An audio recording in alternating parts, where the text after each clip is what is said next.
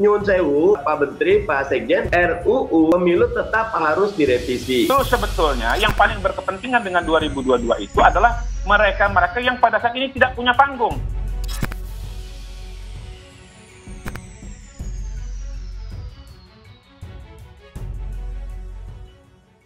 Agenda tersembunyi Demokrat di balik usulan RUU Pemilu dipercepat. Nama Gibran Rakabuming Raka sudah santer disebut-sebut bakal bertarung pada kontestasi politik yang lebih tinggi, walau dirinya belum resmi menjabat wali kota Solo. Tak tanggung-tanggung, putra sulung Jokowi itu diisukan menjadi calon kuat penantang Anies Baswedan di Pilgub DKI Jakarta mendatang. Hal itu pun dikait-kaitkan dengan dibatalkannya RUU Pemilu. Pasalnya, pilkada serentak tetap digelar pada 2024 sesuai Undang-Undang Nomor 10 Tahun 2016. Ini berarti pemilihan gubernur di sejumlah provinsi tidak akan dilaksanakan saat masa jabatan mereka habis di tahun 2022 dan 2023.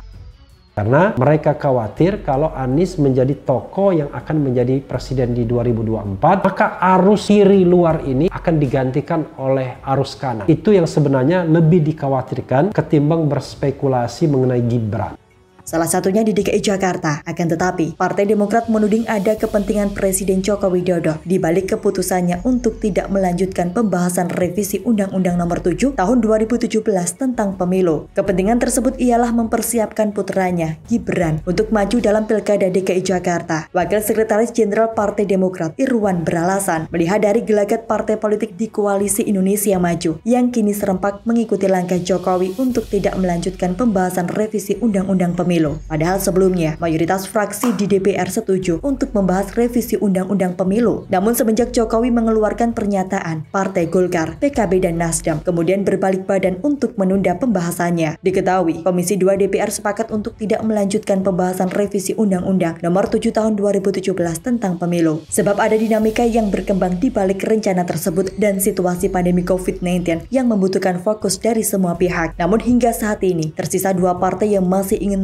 revisi Undang-Undang Pemilu untuk memisahkan Pilkada dengan Pilpres 2024, yaitu PKS dan fraksi Demokrat. Ketua DPP Partai Keadilan Sejahtera, Mardani Alisera, menegaskan partainya ingin tetap melanjutkan pembahasan revisi Undang-Undang Pemilihan Umum atau UU Pemilu. Mardani berpendapat penyatuan Pilkada dengan Pemilu pada 2024 berpotensi menurunkan kualitas pemilu. Selain itu, ia juga khawatir jatuhnya korban jiwa seperti yang terjadi pada pemilu serentak tahun 2019 dapat terulang. Ia mengaku partainya tetap mengupayakan agar Undang-Undang Pemilu tetap direvisi. Argumentasinya, karena secara fundamental, demokrasi di Indonesia sedang sakit. Karena demokrasi dijalankan sekadar prosedural, bukan substansial. Selain itu, Mardani menyebut penundaan itu juga merupakan salah satu cara menyingkirkan Anies Baswedan dari kontestasi politik. Sebab jabatan Anies sebagai gubernur berakhir 2022. Mardani juga menilai peluang anak Jokowi, yakni Gibran, maju di Pilgub DKI Jakarta apabila digelar 2024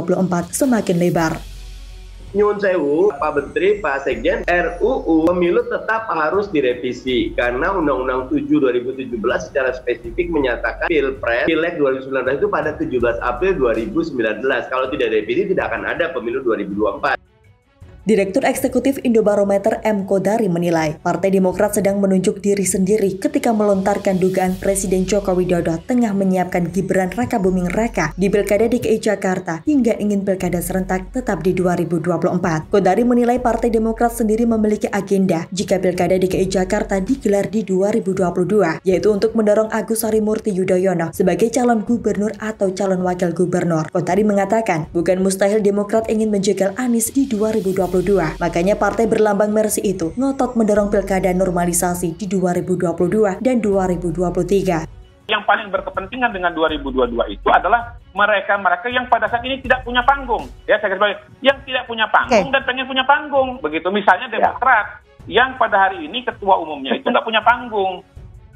AHY dinilai lebih percaya diri meski pernah kalah pada 2017 dengan segala perjalanan politiknya hingga hari ini. Isu Demokrat soal Gibran itu pun langsung dibantah oleh pihak PDI Perjuangan. Pihaknya menegaskan bahwa pembatalan revisi undang-undang tersebut tidak ada kaitannya dengan pencalonan putra sulung Presiden Jokowi. PDI Perjuangan menegaskan sikap menolak revisi undang-undang pemilu dilandasi dengan ketaatan pada undang-undang pilkada. Pasalnya, percepatan pilkada 2024 selain tidak memenuhi ketentuan undang-undang, justru akan memajukan energi kontestasi yang tidak perlu. PDI Perjuangan mengingatkan situasi politik 2021 hingga 2023 dapat digunakan untuk sepenuhnya berdedikasi pada rakyat. Mengenai langkah Presiden Jokowi mempersiapkan Gibran Rakabuming Raka untuk Pilkada 2024 di DKI Jakarta, Ketua DPP PDI Perjuangan Jarod Saiful Hidayat mengaku heran dengan pemikiran yang sangat pragmatis itu. Sebab sebagai negara hukum, semestinya pelaksanaan pemilihan kepala daerah tetap sesuai dengan undang-undang yang ada. Hal itu merupakan amanat yang harus dilaksanakan dan dievaluasi usai pelaksanaannya. Dengan evaluasi tersebut dapat menjadi dasar dalam menentukan perlu tidaknya revisi aturan pilkada.